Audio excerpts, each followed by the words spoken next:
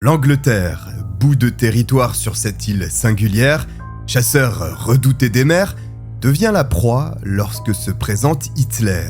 Et finalement, face à la reine, le monstre devra mettre genou à terre. Heureusement, les jours actuels sont bien plus prospères. Après le torrent de bombes, voici les litres de bière. Et malgré cette horreur qu'est le fish and chips, les pubs sont devenus des repères. Mais qui aurait cru que l'on y résoudrait une affaire ?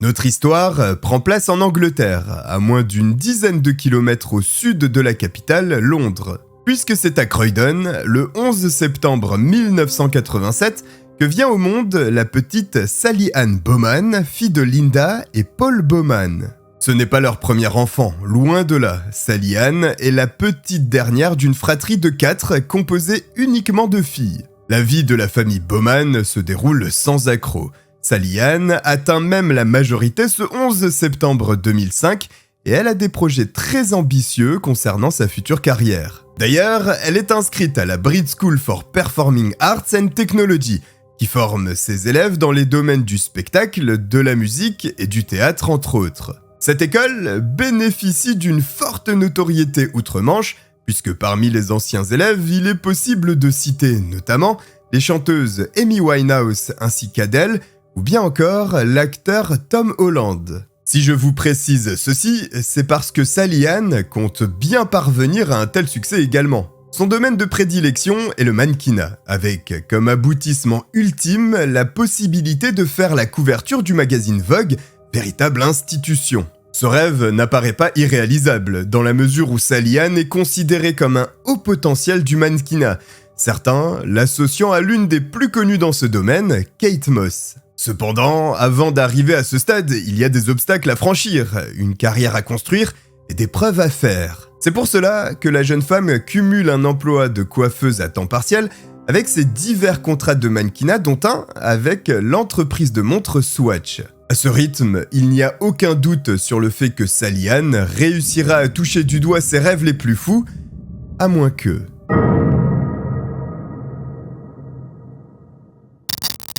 Le samedi 24 septembre 2005 sonne la fin d'une semaine rude en termes de travail, tant pour Sally Ann que sa sœur Nicole.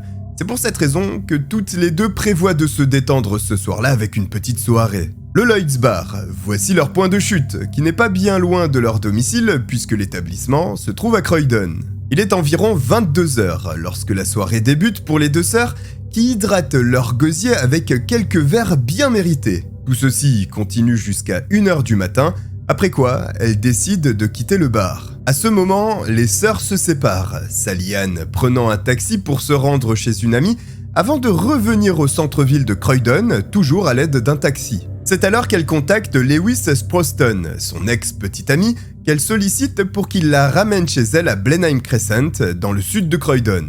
La rupture entre Sally Ann et Lewis est encore fraîche, ils s'étaient fréquentés à un moment, mais la confiance semble s'être brisée à la suite d'accusations réciproques d'infidélité. Quoi qu'il en soit, Lewis, étant également de sortie ce soir-là avec des amis, accepte de rendre ce service à son ancienne petite copine.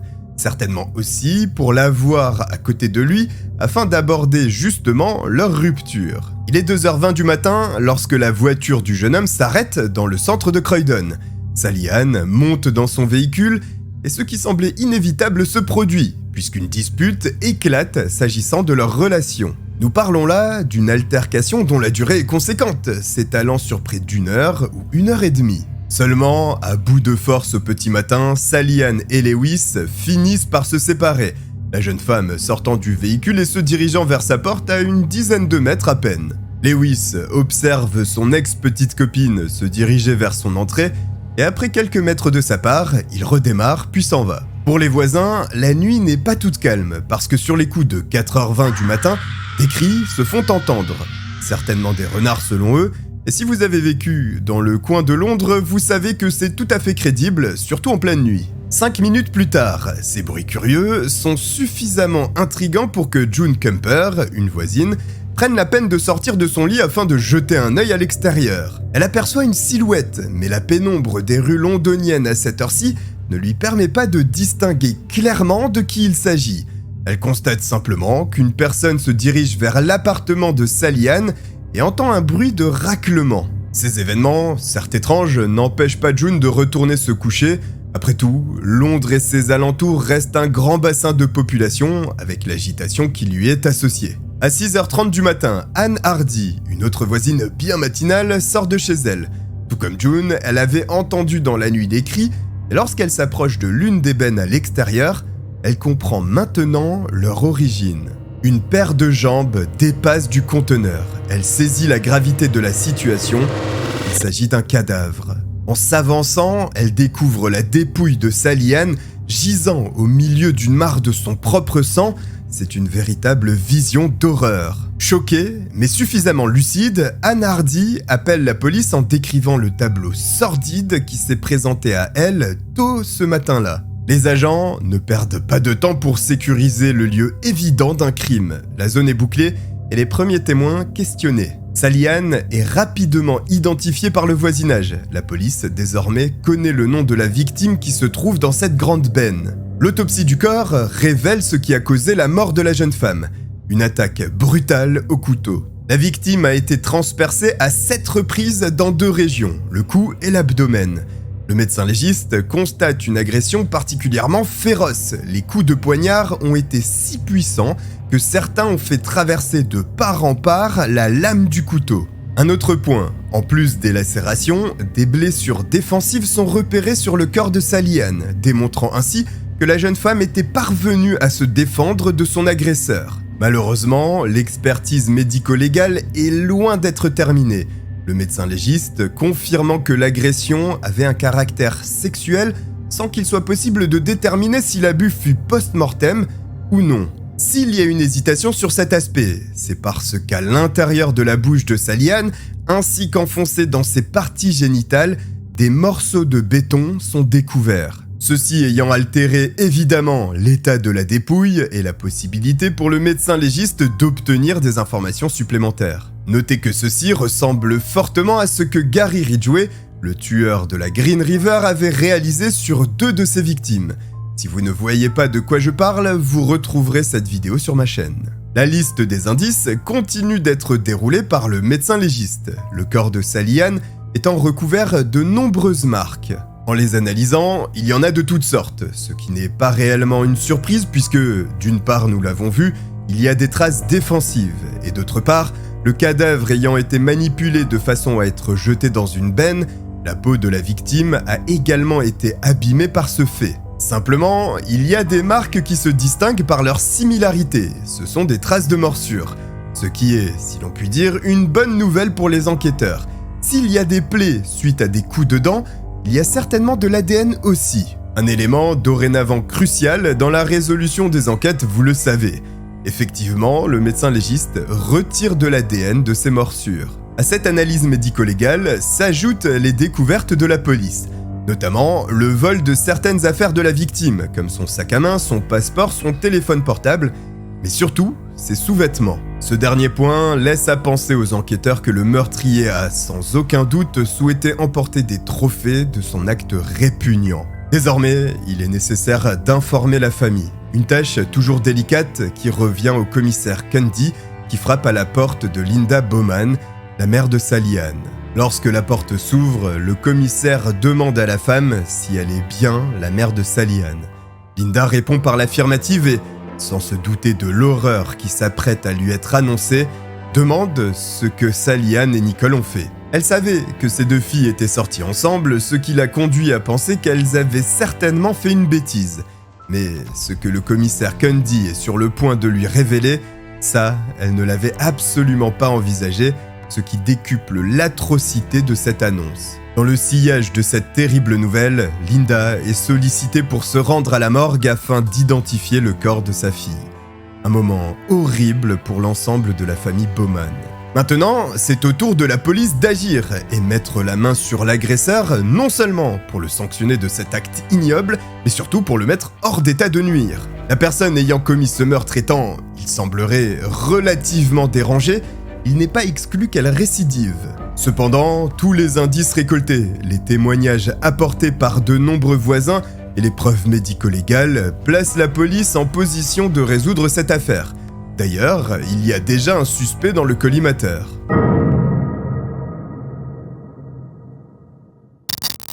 Lewis Proston, l'ex-petit ami de Sally Ann, est aussitôt suspecté étant la dernière personne ayant vu vivante la jeune femme. La police, par ailleurs, dans ce genre d'affaires, a tendance à se focaliser immédiatement sur les proches de la victime. Et la plupart du temps, c'est ce qui permet la résolution du mystère. D'autant plus dans ce cas, où les deux personnes avaient tendance à beaucoup se disputer, incluant des menaces de part et d'autre, ce qui augmente la probabilité d'un crime assis sur ce motif. Lorsque cette théorie est exposée à Linda, la mère confirme que sa fille et son ancien petit copain avaient des altercations parfois rudes. Pourtant, selon elle, qui a côtoyé un moment le jeune homme, celui-ci n'aurait pas le tempérament d'un tueur de sang-froid. Malgré les disputes avec sa fille, il apparaît être un très gentil garçon. Seulement, la police ne peut pas exclure Lewis simplement sur les dires de Linda et des apparences qui peuvent souvent être trompeuses. Alors, de nombreux agents sont mobilisés pour une chasse à l'homme. Il est nécessaire de mettre la main sur Lewis Proston avant qu'il ne s'échappe et commette un autre meurtre s'il est véritablement l'auteur du carnage découvert quelques heures plus tôt. La mobilisation de la police est importante, mais finalement, c'est sans aucun mal qu'ils retrouvent leur suspect numéro 1 en compagnie de son frère et d'un ami. Lorsque les agents l'interpellent, il décline son identité sans s'opposer à l'intervention des forces de l'ordre qui procèdent à son arrestation avant de le conduire au poste de police pour un interrogatoire. Notez que Lewis, dès lors que les agents se sont présentés face à lui, a dit une phrase qui n'est pas passée inaperçue, puisqu'il a demandé aux agents s'ils étaient venus le chercher suite à la dispute de la veille avec Sally Ann. Lewis, son frère et son ami passeront 4 jours en garde à vue.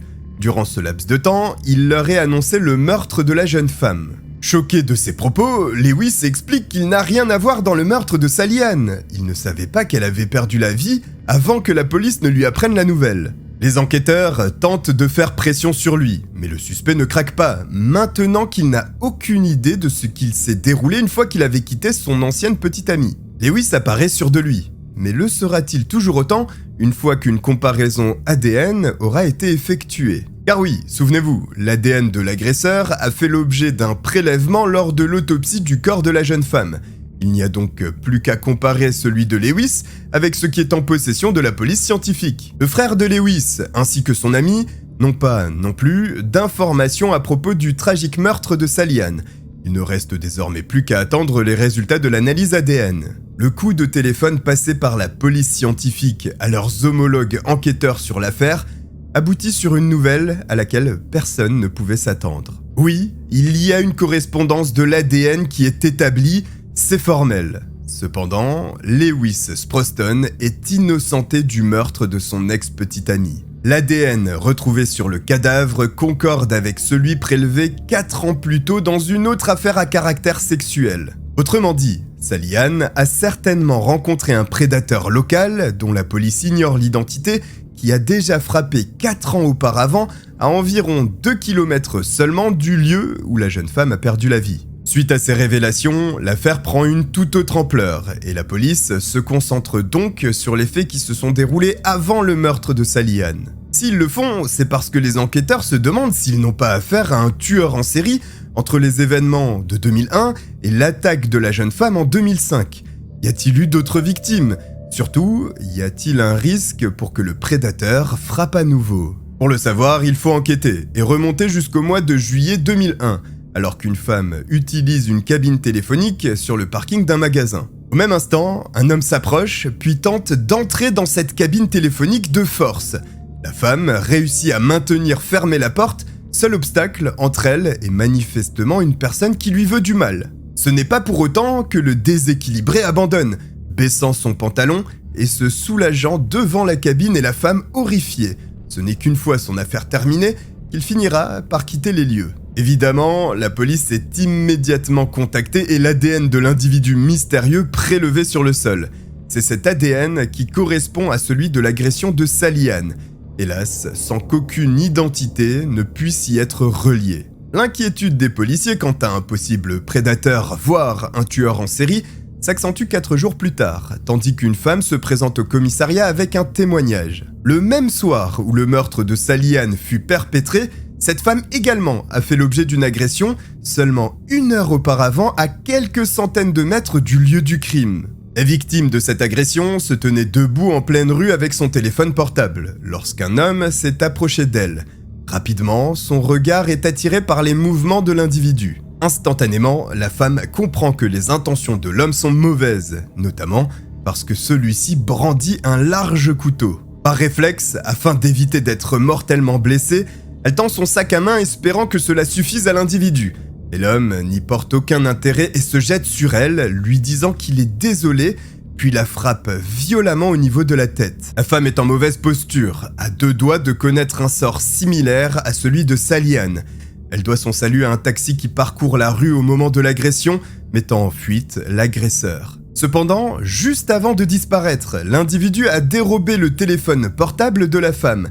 Ce point est important, la personne à l'autre bout du fil est toujours en ligne, et elle peut entendre les cris de son ami victime de l'agression. Cela signifie que l'assaillant est resté dans les parages pour observer la scène, amenant un aspect bien plus glauque encore à ces événements. Heureusement pour cette victime, le chauffeur de taxi l'a immédiatement prise en charge, la conduisant à l'hôpital. Les enquêteurs obtiennent là un témoignage très intéressant, encore plus lorsque cet témoin affirme être en capacité de décrire physiquement son agresseur et d'aider à établir un portrait robot. Il s'agit d'un homme blanc, dont l'âge oscille entre 20 et 30 ans, mesurant environ 1,80 m, de corpulence moyenne, avec des cheveux noirs coupés courts. Le croquis est diffusé à travers de nombreux médias, parce que les enquêteurs estiment que l'incident vécu par cette femme, ainsi que le meurtre de Sally Ann, ont été causés par le même homme, qu'il faut, dès lors, immédiatement retrouver. Malgré cette large communication auprès du public afin d'obtenir l'élément clé permettant l'arrestation du prédateur,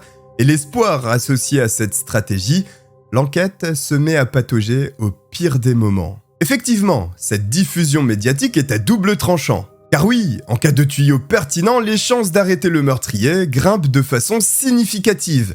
Mais dans le cas contraire, cela peut tout à fait avoir des conséquences désastreuses. L'individu recherché remarquera certainement l'activité de la police qui le piste et pourrait tout à fait stopper ses crimes pendant un moment, puis disparaître, bloquant ainsi la résolution de l'enquête et peut-être aller commettre des crimes ailleurs.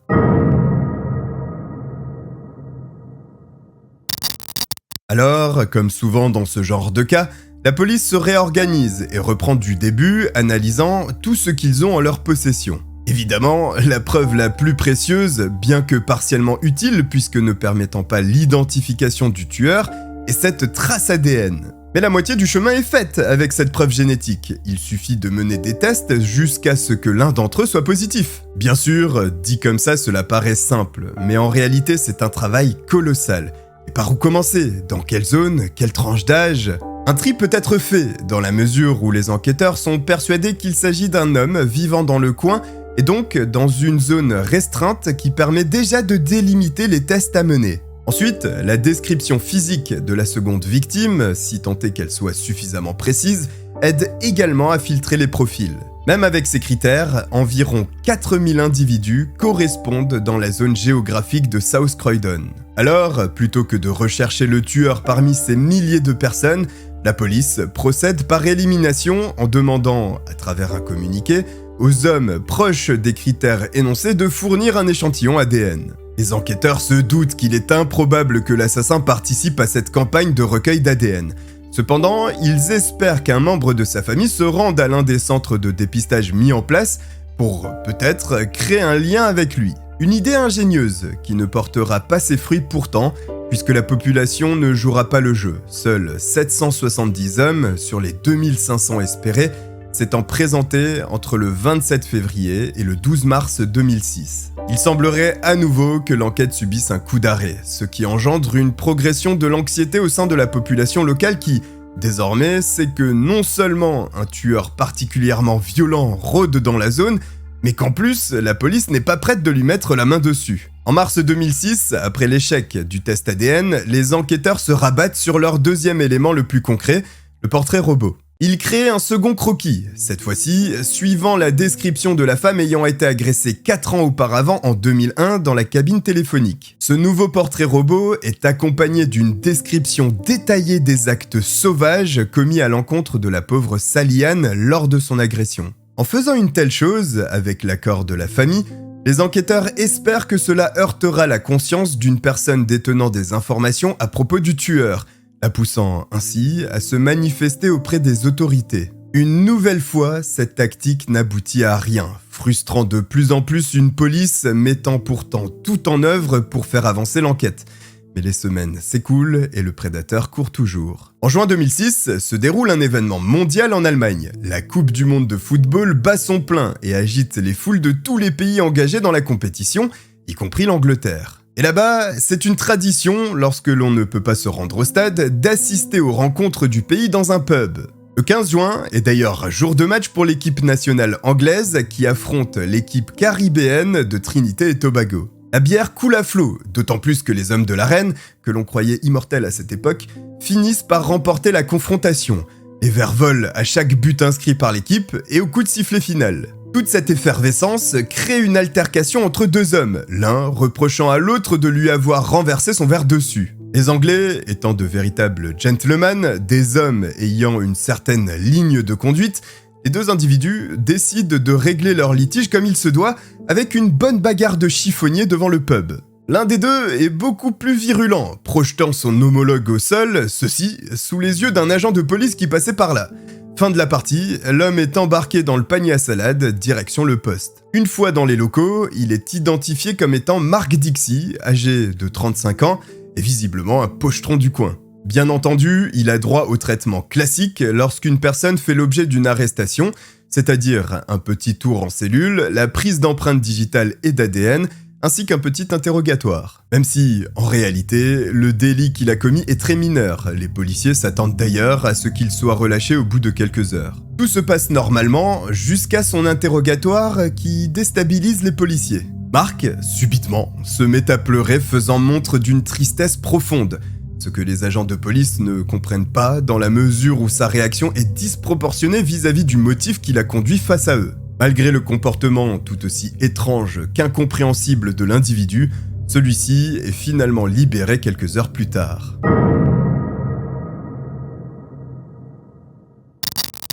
Pendant ce temps, l'affaire de Sally Ann Bowman est au point mort, si bien que l'idée de classer l'affaire commence à être envisagée, qui plus est après toutes les tentatives infructueuses de la police, désormais totalement démunie. Mais voici un coup du destin. L'ADN va parler à nouveau, et cette fois-ci, il y a une correspondance avec un nom, celui de Mark Dixie. L'homme du pub interrogé 12 jours plus tôt est donc le prédateur que la police recherche depuis des mois, voire des années. Le meurtrier de Sally Ann était assis dans les locaux de la police. Aussitôt, des équipes sont constituées pour lancer cette chasse à l'homme en vue de mettre la main sur Mark Dixie. Et il y a urgence, puisqu'il est certain que l'homme soit informé que la police le traque, et il sait que son ADN recueilli lors de sa première arrestation conduira les enquêteurs jusqu'à lui. Il est nécessaire d'être rapide afin de l'intercepter avant une éventuelle fuite. Mais pour lui passer les bracelets, il faut d'abord le localiser. Et mauvaise nouvelle, Mark Dixie n'est plus sur le territoire britannique. Pour éviter d'être interpellé, celui-ci a fui le pays. Les enquêteurs ne savent pas où il se trouve actuellement. Pourtant, il n'est pas loin, s'étant réfugié aux Pays-Bas au sein de la capitale, Amsterdam. Une demi-surprise pour la police anglaise, le délai de 12 jours entre son arrestation pour la bagarre devant le pub et le lien fait avec son ADN a largement laissé le temps au meurtrier de planifier sa fuite. Cependant, ce n'est pas la fin de l'histoire. Mark Dixie passe 3 mois dans la ville d'Amsterdam, mais finit par rentrer en conflit avec le propriétaire de l'appartement dans lequel il loge. Ceci conduit l'homme à envisager un retour en Angleterre, espérant que son affaire se soit tassée à présent. Il est si confiant qu'il reprend son ancien emploi comme chef au sein d'un restaurant nommé le Essex Bells Pub à Horley. Bien entendu, rapidement, la police est au fait que leur cible est de retour et se prépare à le cueillir. Le gérant de l'établissement est prévenu qu'une interpellation va se dérouler. Les policiers souhaitent que cela se fasse dans le calme puisqu'il y a une possibilité que Mark Dixie soit armé ou qu'il trouve des armes comme les couteaux de la cuisine et qu'il prenne en otage des clients. La tâche n'est pas facile, des policiers en civil sont envoyés au restaurant. À leur grande surprise, précisément à l'instant où ils arrivent sur les lieux, Mark Dixie franchit la porte de l'établissement pour en sortir et prendre une pause cigarette. Voici leur individu livré sur un plateau d'argent. Les agents s'approchent tranquillement et procèdent à son arrestation. Notez qu'au moment de l'interpellation, qui en principe occasionne un stress, Mark Dixie n'apparaît pas réellement réagir d'un point de vue émotionnel, comme s'il s'attendait à ce que ce jour survienne. Quoi qu'il en soit, le voici menottes au poignet, prêt à être conduit au poste de police de Sutton. Là-bas, le suspect ne sera pas bavard, il ne parlera qu'à 2 reprises. La première pour confirmer son identité, la seconde pour placer une remarque mystérieuse lors de son arrivée au commissariat « Je devais être fou pour avoir fait ça ». Hormis ces quelques mots, l'homme ne prononce plus aucune parole, alors les enquêteurs plongent dans son passé. Un passé noir. Mark Dixie est né le 24 septembre 1970 à Streatham, au sud de Londres. Le moins que l'on puisse dire est que son enfance ne fut pas des plus calmes. Tandis qu'il n'a même pas 2 ans, ses parents se séparent, puis sa mère se remarie lorsqu'il a 8 ans. Une certaine instabilité familiale qui ne s'améliorera pas puisque l'enfant finit par être placé en foyer. Au fil des années, Mark consomme de plus en plus d'alcool et de drogue, tout en glissant vers la délinquance et le crime. En 1986, il dévalise une femme sous la menace d'un couteau à Stockwell. Cet acte ne restant pas impuni, Mark étant condamné à purger 6 semaines de détention. En 1987, il remet le couvert avec une interpellation pour cambriolage qui lui vaudra là encore un court passage en prison. En 1988, 2 ans de sursis sont requis à son encontre pour exhibitionnisme et attentat à la pudeur avant d'être condamné la même année pour coups et blessures, faisant tomber son sursis, ne passant cependant que 6 mois en prison. Ce qui conduira à l'année 1989 où une nouvelle peine est prononcée à son égard. 80 heures de travaux d'intérêt général suite à un nouvel attentat à la pudeur. En 1990, rebelote pour Mark qui se retrouve derrière les barreaux après une agression sur un membre des forces de l'ordre. Un casier judiciaire bien lourd, mais qui ne se limite pas aux frontières britanniques, puisqu'en 1993, Mark décide de quitter le pays pour se rendre en Australie. La nation change, mais pas le comportement de l'homme qui dépasse son visa, devenant ainsi un résident illégal sur le territoire australien. 5 ans plus tard, en 1998, du côté de la ville de Perth, une étudiante thaïlandaise se trouve seule chez elle lorsqu'elle entend un bruit curieux provenant de la cuisine. Intriguée, elle se dirige vers la pièce de l'appartement, puis fait face à un homme portant un collant sur son visage et armé d'un long couteau. Il s'agit de Mark Dixie, qui s'est introduit chez elle plein de mauvaises intentions. Il avance vers l'étudiante puis la poignarde à 7 reprises avant de commettre de violents sévices sexuels sur elle, totalement inconsciente. Il finit par s'enfuir, mais contre toute attente, la jeune étudiante sortira vivante de cette confrontation avec ce malade. Mark Dixie, en revanche, n'en a pas encore terminé avec l'Australie. Le 31 décembre 1999, toujours dans les alentours de Perth, à Bunbury, Mark repère une jeune femme en train de courir alors qu'il est en voiture. L'homme anticipe le trajet de celle-ci, se garant plus loin pour aller se cacher dans des buissons. Auparavant, il a pris soin d'enlever tous ses vêtements, le voici donc nu, attendant le passage de la coureuse. Une fois à sa hauteur, il se jette sur elle en lui demandant des rapports sexuels. Heureusement, l'affaire n'ira pas plus loin. Mark est condamné à une amende s'élevant à 750 $ australiens pour ces faits. Il est aussi expulsé du territoire et renvoyé en Angleterre. La suite des événements, vous la connaissez, avec les agressions qui ont eu lieu en 2001 et 2005. Malgré ces informations, amenant encore un peu plus de contexte à cette sordide affaire, il faut démontrer comment et pourquoi Mark Dixie a pris la décision de tuer Sally Ann Bowman ce 25 septembre 2005.